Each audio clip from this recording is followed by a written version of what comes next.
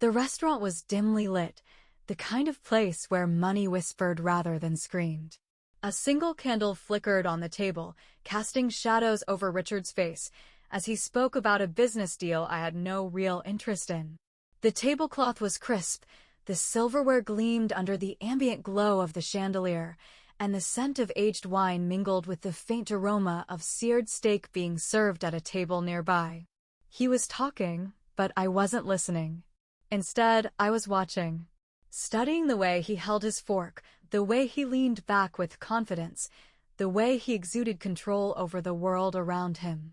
I had seen this before, this dance, this dynamic, this careful arrangement where I played the young, beautiful woman beside the older, powerful man.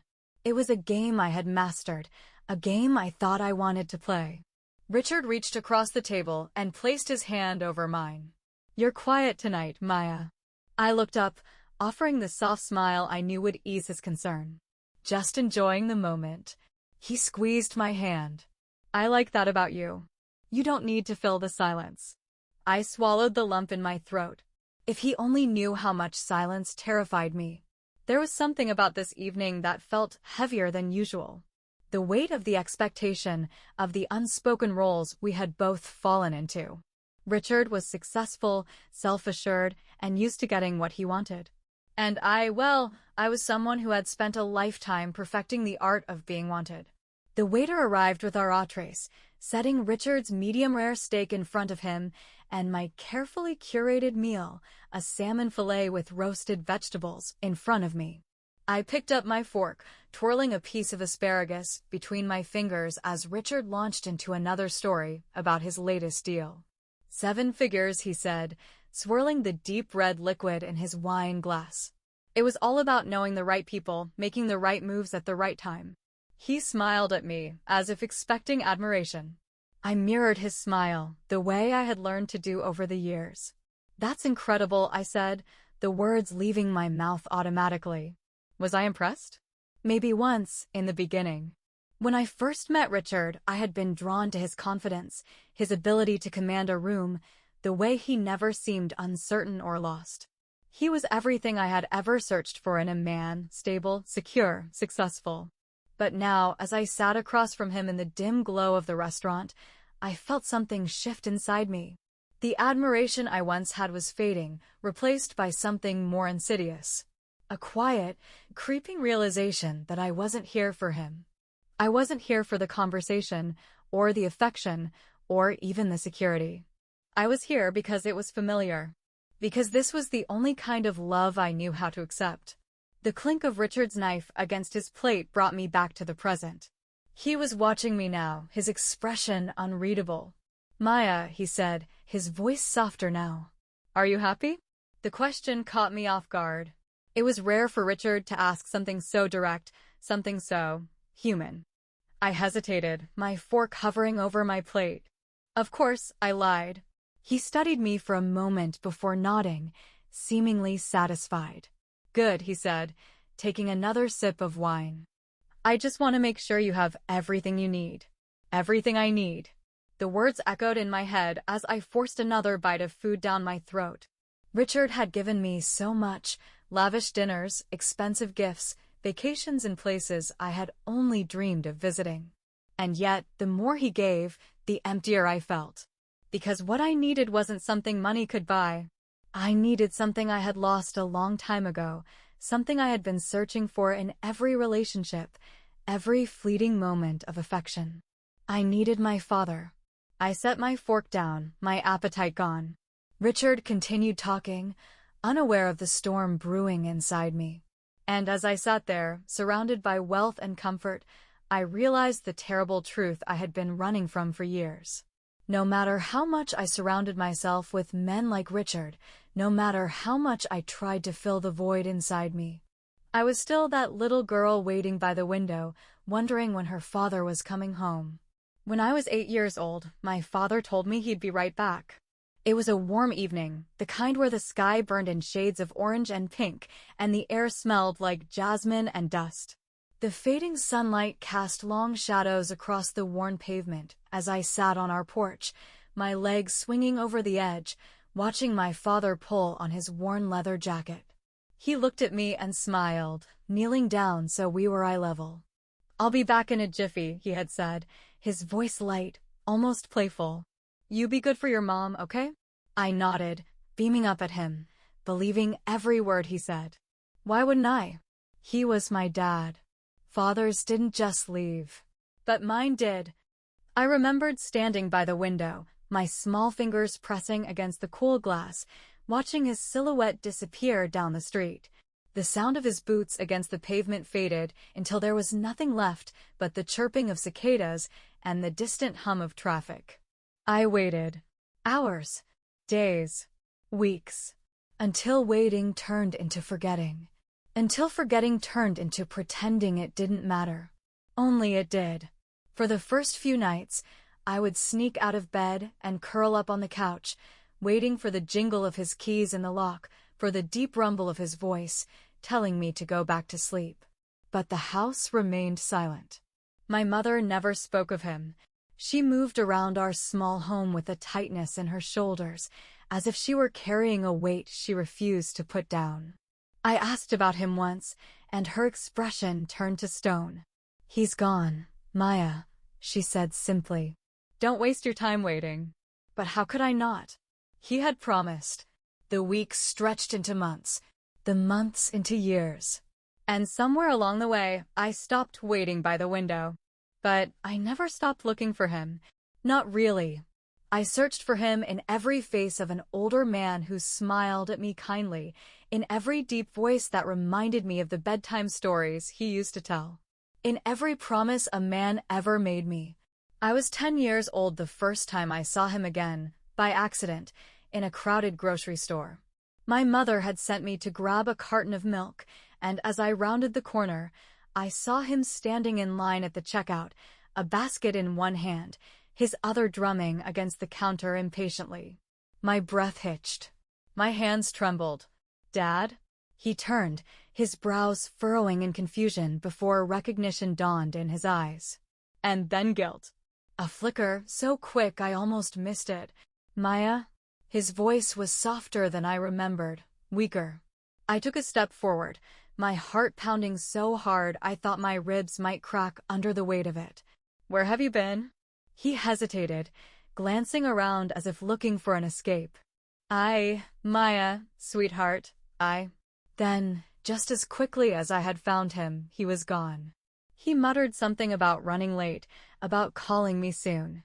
He squeezed my shoulder once, too brief, too forced, and walked away, leaving me standing there, clutching a carton of milk, feeling the sting of another broken promise. That night, I didn't tell my mother. I wasn't sure why. Maybe because I knew deep down it wouldn't change anything. Maybe because I was ashamed of how easily I had believed him. Maybe because I had finally begun to understand what she had known all along. He wasn't coming back. And yet, that didn't stop me from searching. Every new city, every new face, every new relationship, I looked for traces of him, remnants of the father who had once knelt before me and promised he'd return. I sought him out in older men with steady hands and strong shoulders, men who spoke with authority and carried the weight of experience in their voices. And every time they left, because they always did, I told myself I should have seen it coming. But the heart is stubborn. And so I kept searching, kept waiting, kept hoping that one day, a promise would finally be kept. By the time I was 16, I had stopped looking for my father and started searching for him in other places. It wasn't something I had consciously decided to do.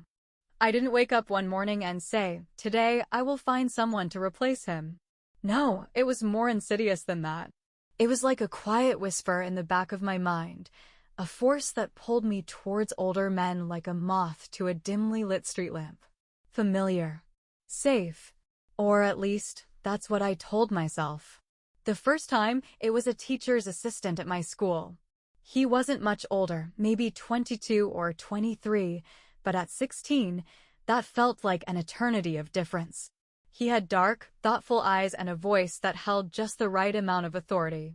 I remember how he lingered after class, how his eyes would flicker over me just a second too long, how he'd lean in when I asked a question, the space between us shrinking into something that made my skin tingle. "You're so mature for your age," he had whispered one afternoon, his fingers barely grazing my wrist. And God, how that made my heart soar.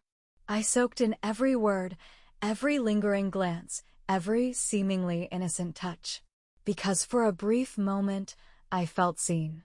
Not like a child, not like someone who had been left behind, but as someone worthy of attention.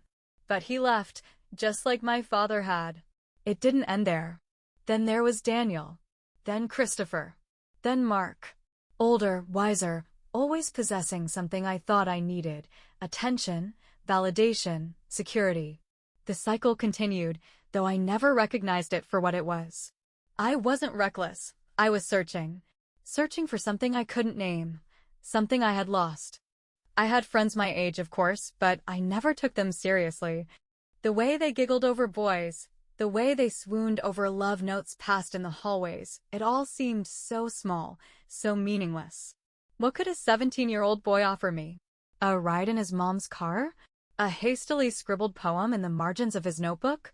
No, I needed more. I needed certainty.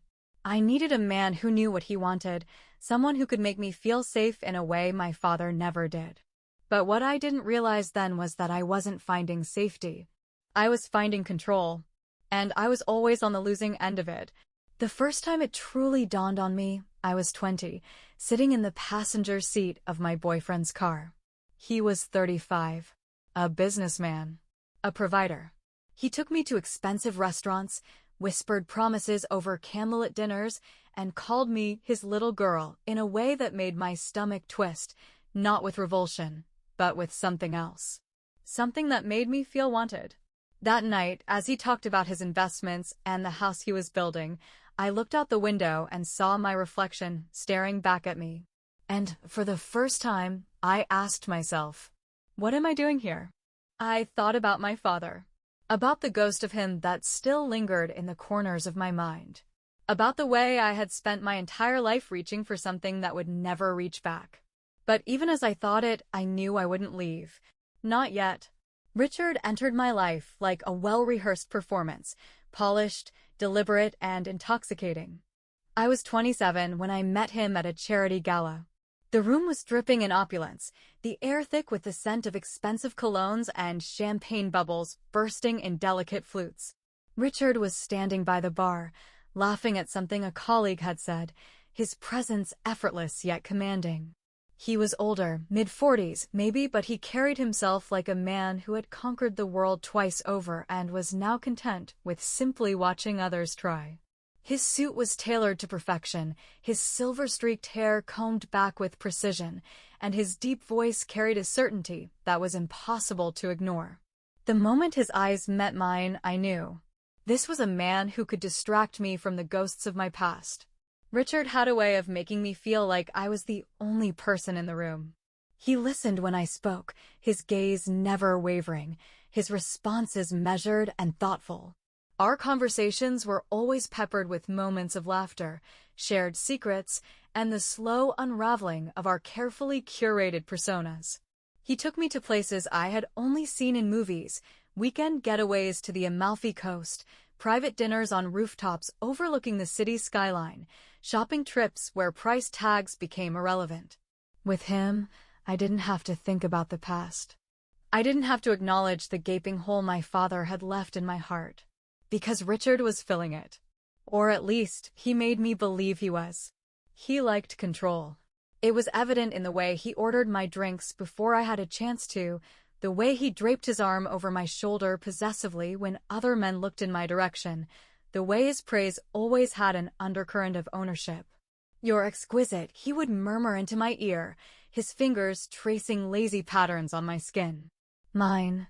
At first, I reveled in it. It felt safe, familiar. It was what I had been chasing all these years, security in the arms of a man who knew how to wield power. But with time, I began to notice the cracks in the foundation. There were the late-night business calls that took precedence over our dinners. The way his patience thinned when I questioned things. The sudden silences when I asked too many personal questions about his past. And then, The way his affection began to feel like a reward I had to earn rather than something freely given. Still, I stayed, because walking away meant facing a void I wasn't ready to acknowledge. One night, as we sat in a candlelit restaurant, I watched Richard sip his whiskey, his eyes scanning the room like he was always searching for the next best thing. And for the first time, I wondered if that's all I was to him, a momentary distraction, a fleeting indulgence, a beautifully wrapped present that had already begun to lose its novelty. But if that were true, then what did that make him to me? Because deep down, I already knew the answer. He was just another replacement for the love I never had. And just like the others, he would never be enough. Illusions never last forever. The first crack was subtle, barely noticeable. It came in the form of a missed call, an unanswered text, a vague excuse about work running late. I didn't think much of it at first. Richard was a busy man, after all. He had meetings, business trips, important people demanding his time. But then came the second crack. And the third. And before I knew it, I was standing in front of a fractured reflection, pretending not to see the brokenness staring back at me. One evening, he canceled dinner for the third time in a row.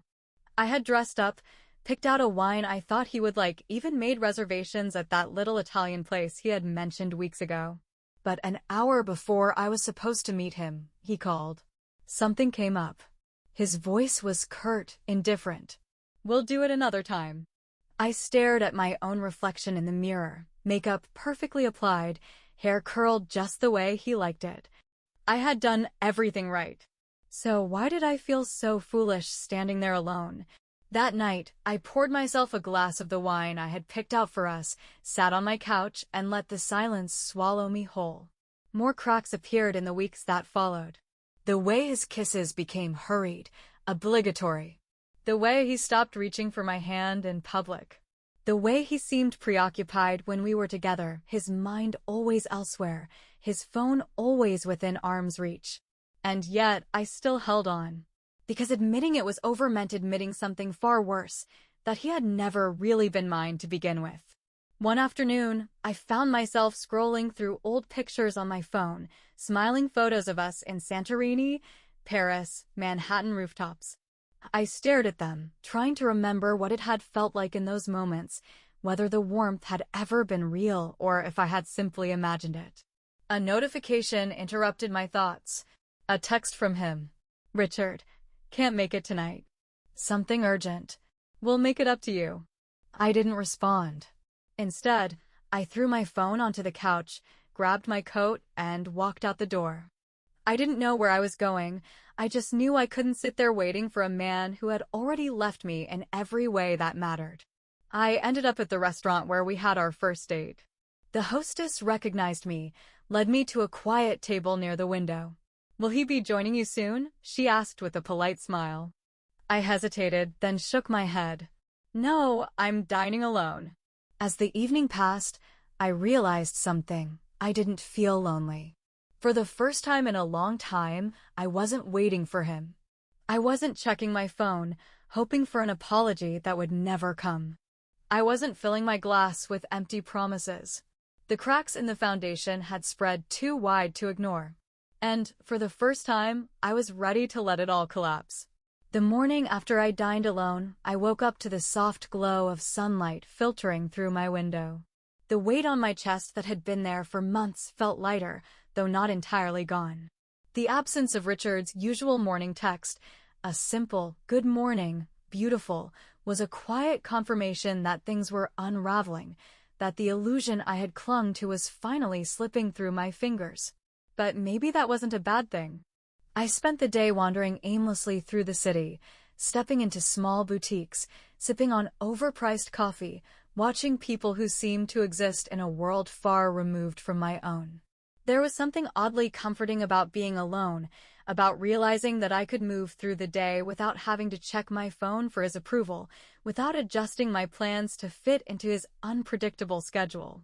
And then, just as the sky turned the color of a fading bruise, my phone buzzed. "Richard, we need to talk." I stared at the message, my heart a tangle of anticipation and dread. Was this the part where he would apologize? Where he would tell me how much he missed me, how he had been overwhelmed with work, how he wanted to fix things? Or was this where he finally confirmed what I had been too afraid to admit, that whatever we had was slipping beyond repair? I should have ignored it. I should have let him sit in the silence the way he had left me so many times before. But old habits are hard to break, and even though my mind screamed at me to let go, my fingers betrayed me. Me, when and where?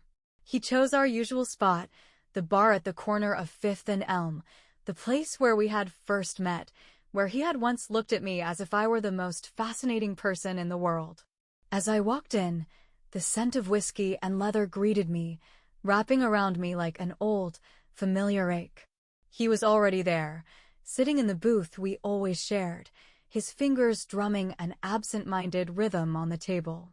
His eyes lifted when he saw me, and for a split second, I saw something flicker across his face. Regret? Relief? I couldn't tell. "You look beautiful," he said, offering a small smile, but it didn't reach his eyes. I sat down, exhaling a breath I didn't realize I had been holding. "You said we needed to talk." He nodded, taking a sip of his drink. "Things have been complicated." I let out a dry laugh. That's one way to put it. A silence stretched between us, heavy and unspoken words pressing into the space like ghosts. And then, finally, he sighed. "I don't know if I can give you what you need, Maya." There it was.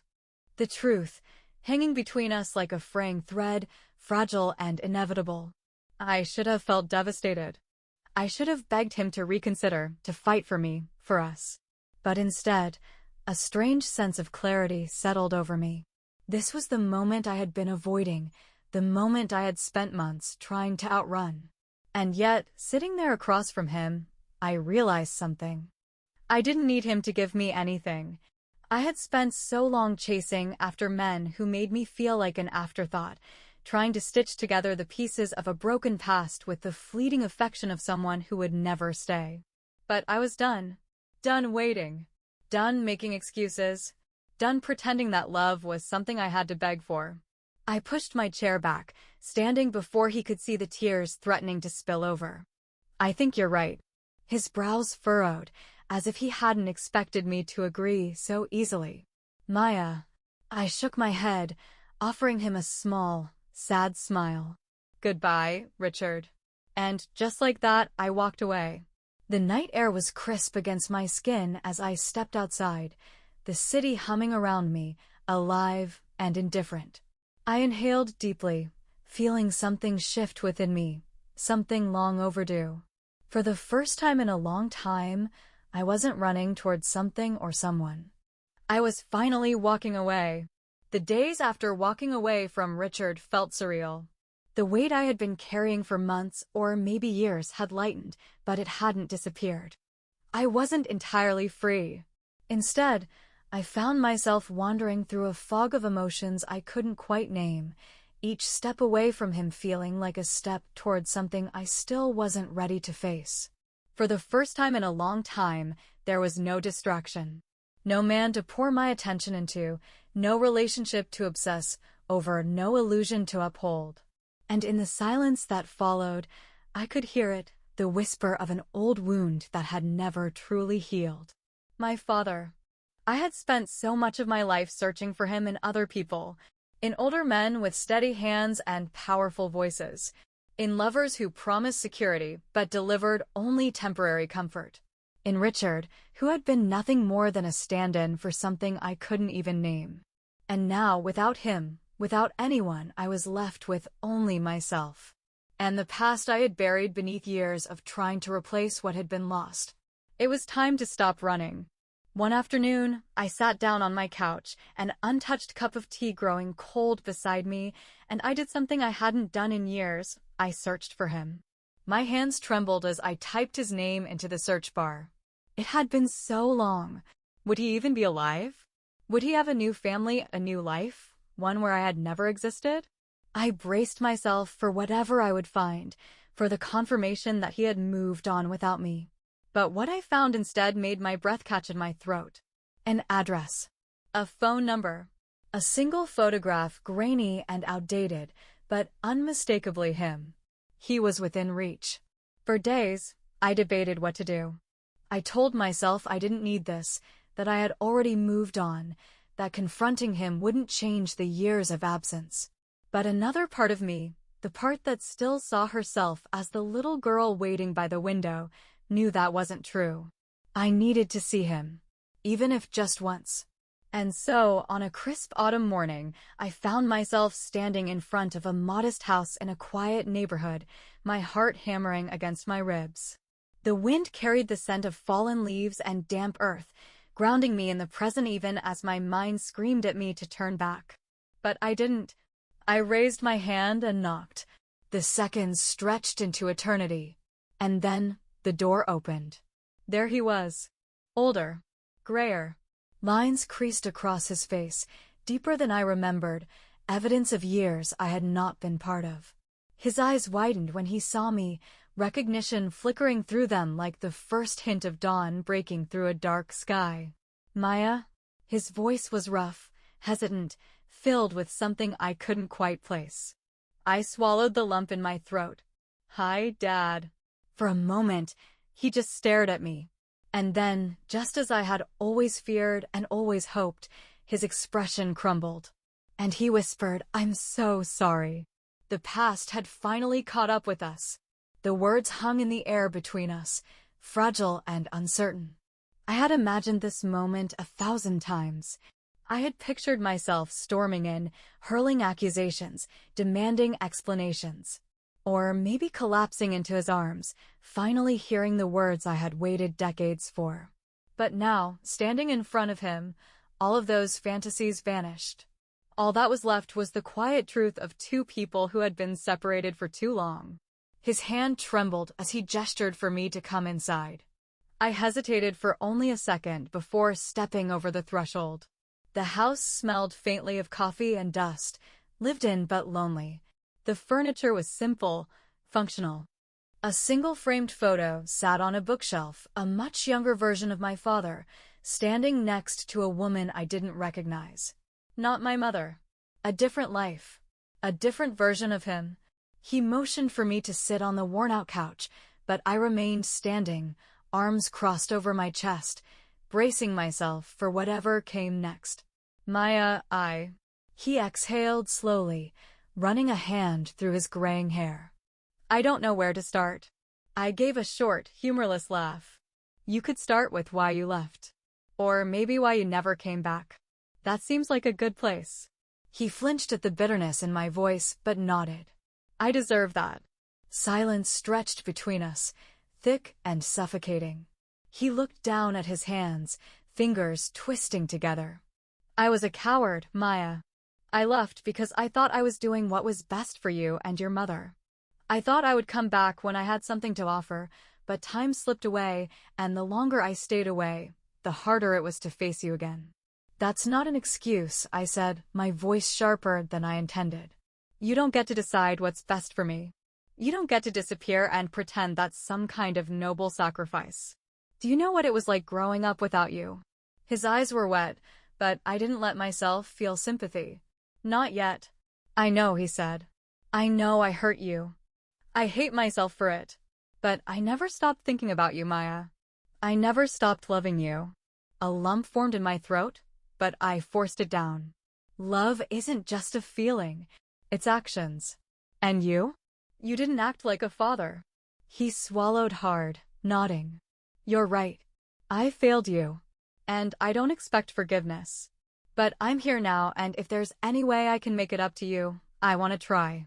I let out a shaky breath, the anger in me battling against the desperate, fragile hope I had tried so hard to ignore.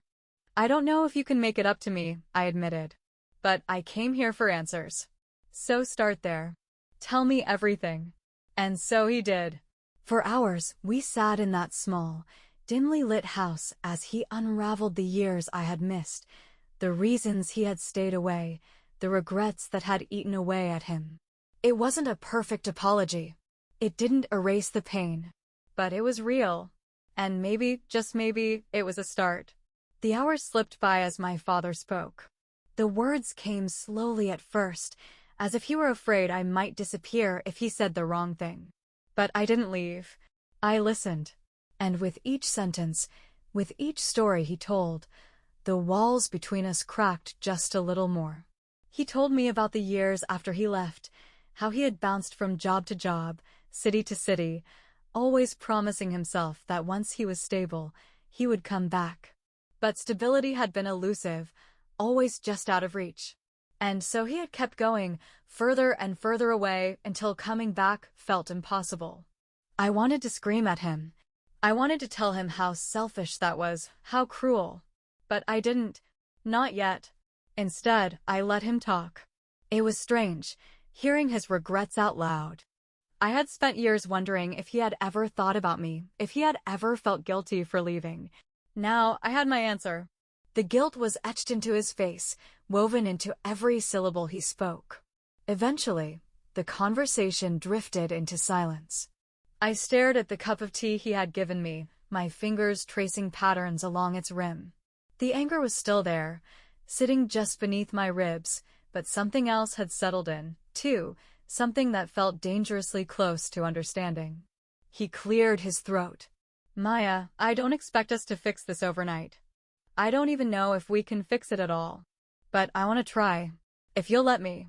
I looked up at him, searching his face for any sign of insincerity. There was none. Just a weary man, full of regret, hoping for a second chance. A part of me wanted to walk away, to tell him it was too late, that I had learned to live without him and didn't need him now. But another part of me, the part that had spent years waiting for this moment, wasn't ready to close the door.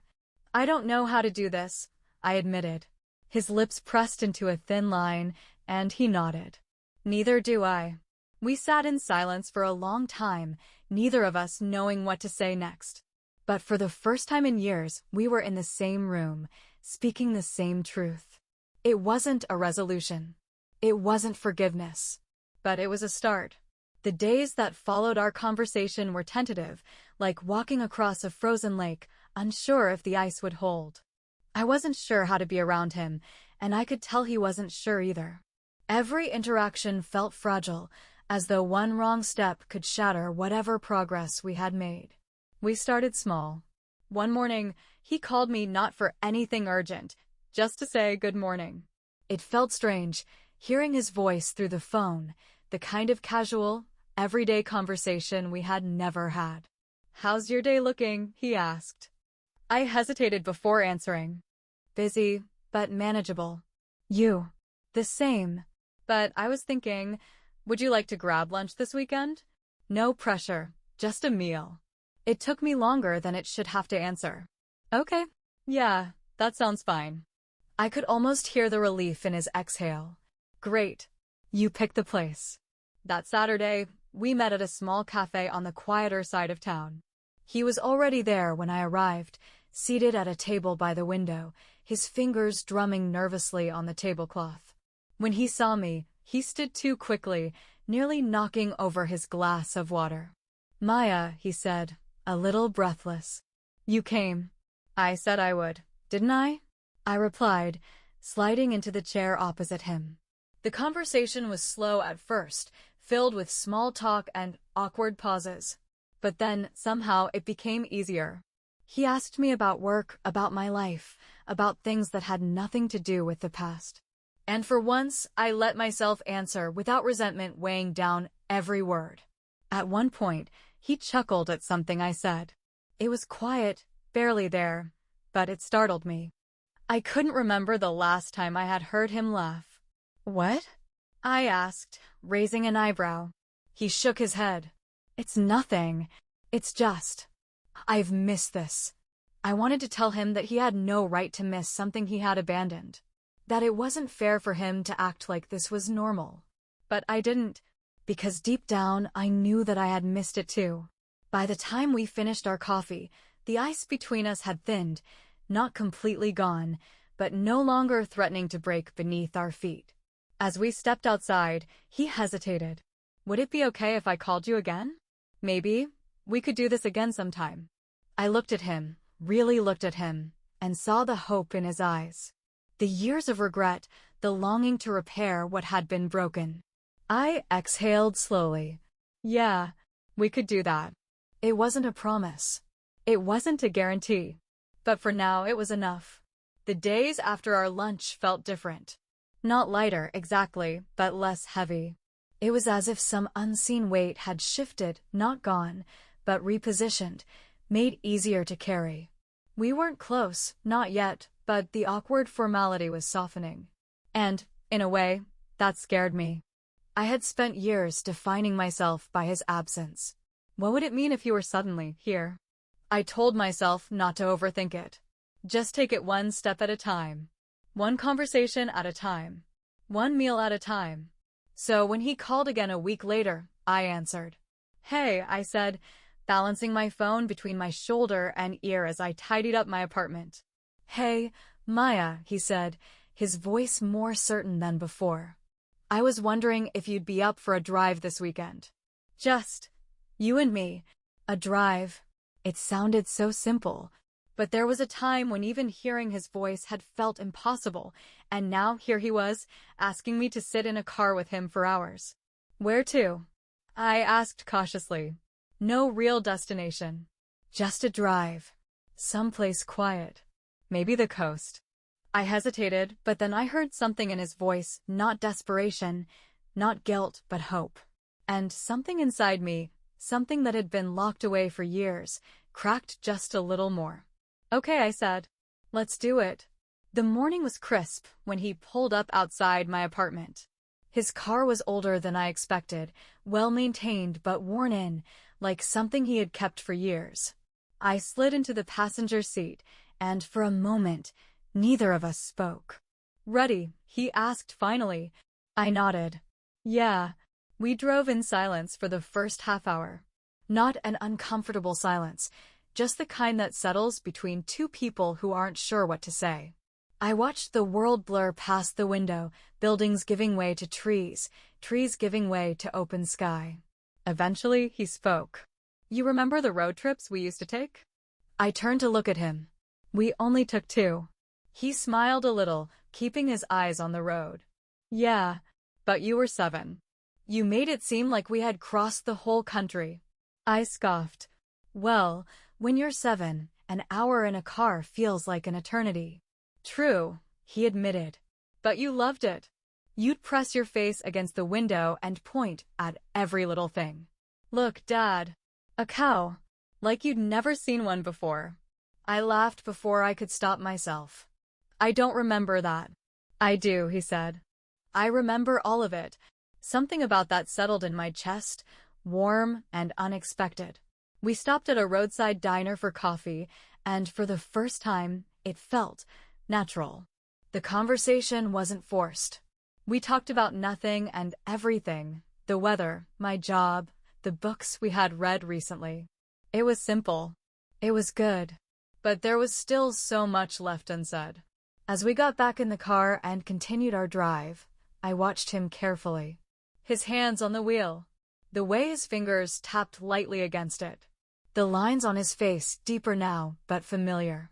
Did you ever think about coming back? I asked, breaking the lull between us. His hands tightened on the wheel. Every day. I didn't know if that made it better or worse. But I knew one thing for sure. We were still on an unfinished road, but at least we were driving it together. The drive stretched on, the silence between us shifting from hesitant to something more settled. It wasn't that we had run out of things to say. It was that we were both starting to feel okay with saying nothing at all. The road hummed beneath us, a steady rhythm that seemed to match the slow, careful work of stitching together years of distance.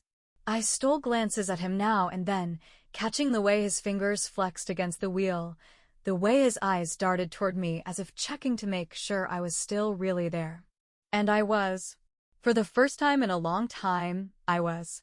The sun had begun its descent when he finally pulled over at a scenic overlook. Below us, the ocean stretched wide and endless, waves crashing against the cliffs in a rhythm as ancient as time itself. He exhaled, rubbing his hands together as if bracing for something. Maya, there's something I need to say. I turned toward him, my stomach twisting. Okay. He hesitated, looking down at his hands. I didn't just leave because I was scared. I left because I thought I was doing you a favor. That you and your mother would be better off without me. The words stung, sharp and unexpected. How could you think that? Because I wasn't the man I needed to be. I was failing, Maya. I was drowning in my own mistakes, and I didn't want to pull you down with me. So I convinced myself that leaving was an act of love. That by walking away, I was giving you a chance at a life without my failures weighing you down. I swallowed hard, staring at him. That wasn't your choice to make. He nodded, his throat bobbing. I know. And I've spent every day since regretting it. The anger flared inside me, hot and sharp. Do you know what it was like growing up without you? Wondering why I wasn't enough for you to stay? Thinking that maybe, if I had been different, you wouldn't have left. His face crumpled, and for the first time, I saw something I hadn't expected, tears in his eyes. Maya, I never wanted you to feel that way. But I did. My voice cracked, and I hated how raw I sounded. For years, I carried that. And now you tell me you thought you were doing me a favor? That's not love, Dad. Love is showing up. Love is staying even when it's hard. He inhaled shakily. You're right. You're absolutely right. I can't change what I did. But I can tell you that it was never because you weren't enough. You were everything, Maya. I was just too broken to see it. For a long moment, I didn't speak. The ocean roared below us, and I let the sound fill the space between us. He wasn't excusing what he had done. He wasn't asking for immediate forgiveness. He was just telling the truth. And somehow, that made all the difference. I exhaled, the weight on my chest shifting again. Not gone, but easier. I don't know how to forgive you. Not yet. He nodded, his eyes full of quiet understanding. That's okay. I'm not asking for that.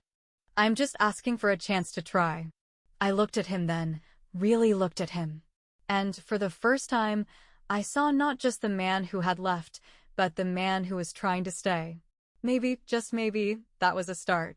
The days after our conversation at the Overlook felt different. Not lighter, necessarily, but less suffocating.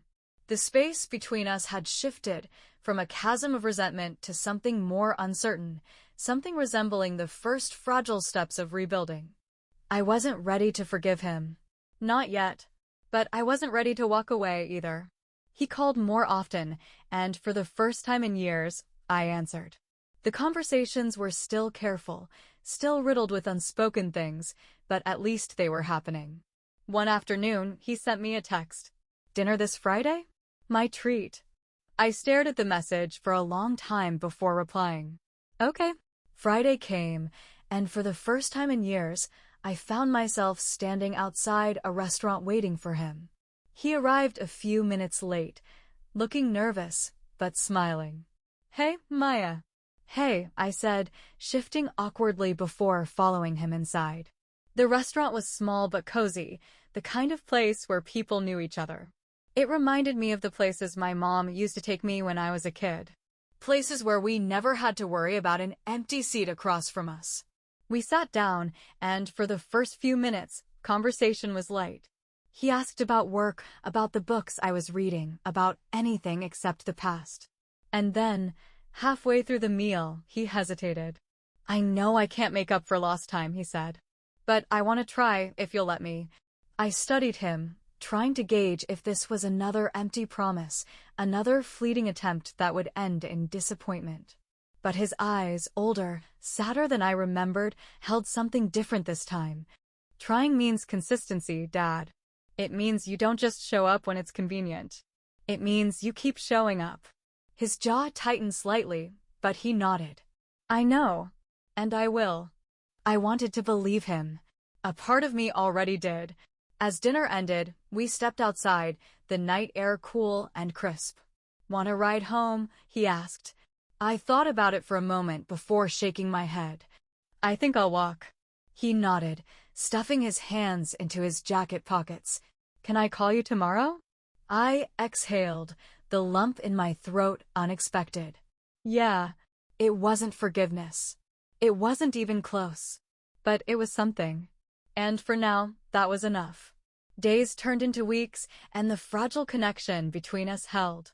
It was still new, still uncertain, but it remained, something neither of us had been able to say for years. True to his word, he called. Sometimes in the morning just to check in, sometimes in the evening after work. It was small, but it was consistent. And in its own way, that meant more than any grand apology ever could. One Saturday afternoon, he invited me to meet him at a park near his house. No expectations, he said over the phone. Just a walk. Fresh air. I hesitated, then agreed. The park was quiet when I arrived, the late autumn chill making the air crisp. Leaves crunched beneath my boots as I spotted him waiting near a bench, hands shoved into his coat pockets. He looked older than I remembered, but somehow less weighed down. Maya, he greeted, offering a small smile. Thanks for coming. I nodded, stuffing my hands into my own pockets. You picked a nice day for it. We started walking, the path winding through towering trees just beginning to shed their leaves. The silence between us felt companionable rather than strained. For the first time, I wasn't filling it with resentment. I used to bring you here when you were little, he said after a while. You'd collect the biggest leaves you could find and call them treasures. I huffed a quiet laugh. That sounds about right. I was always hoarding things. Yeah, he mused. You used to insist on taking them home. Your mom would get so annoyed when she found leaves in your backpack. The memory struck something deep inside me. Not pain, not regret, just something distant and warm. A reminder that there had been good moments, too. I let the silence stretch before I spoke. Why now? He took a deep breath, exhaling slowly. Because I realized something. I've spent most of my life convincing myself that making things right was impossible. That I had missed my chance. But that's a lie, isn't it? He looked over at me. The only way I fail you again is if I don't try. His words sat heavy in my chest. The past was still there, unchangeable. But the present? That was something else entirely. I bent down and picked up a large, golden leaf, twirling it between my fingers. Maybe you're right. His lips quirked up. Maybe? I rolled my eyes, shoving the leaf into my coat pocket. Don't push your luck. We walked in silence after that, but this time, it felt like something new. Not an ending. Not a perfect resolution. But the beginning of something better. Winter crept in slowly, dusting the world in frost and shorter days. The leaves had long since fallen, leaving bare branches that reached toward the sky like quiet sentinels. And yet, in a season often associated with endings, I found myself beginning to understand something new. Forgiveness wasn't a single moment. It wasn't a grand gesture or an epiphany wrapped in a perfect bow. It was slow. It was uncertain. It was a choice made over and over again. And I was still making it. Hashtag, hashtag, hashtag. The final test came on a Sunday morning, with snow beginning to swirl in delicate patterns outside my window. I was sitting with a book and a cup of tea when my phone rang. Dad. I let it ring twice before answering. Hey, Maya, he said, his voice carrying something different this time, something less careful, more sure. I was wondering if you wanted to come by for dinner tonight. Dinner. At his house. The thought sat heavy in my chest. It wasn't the invitation itself, but what it meant. The step it represented. I'd like that, I said, surprising even myself. That evening, I stood outside his house, bundled against the cold. The lights inside cast a warm glow through the windows, and for a moment, I let myself simply exist in the space between hesitation and hope. Then, taking a breath, I knocked. The door swung open almost instantly. Maya, he said, stepping aside to let me in. Come in before you freeze. I stepped inside, warmth enveloping me. The scent of something rich and home-cooked filled the air: roast chicken, rosemary, something comforting. It wasn't the house I had grown up in, but it felt lived in. It felt like him. We ate at the small dining table, conversation easy, laughter slipping in between bites of food. For the first time in as long as I could remember, I felt something close to peace in his presence. And then, as the plates sat empty and the night deepened, he cleared his throat. "Maya, I want you to know. I'm proud of you. For everything." I met his gaze, the sincerity in his eyes something I hadn't let myself believe in for years. "Thank you," I said softly. And, for the first time, I meant it. As I left that night, stepping into the cold once more, I felt lighter. The past hadn't disappeared. It never would. But it no longer defined me. It no longer held me prisoner. I reached into my coat pocket and pulled out the golden leaf I had collected that day in the park. Turning it over in my fingers, I let out a breath I hadn't realized I was holding. It wasn't a perfect ending, but it was enough.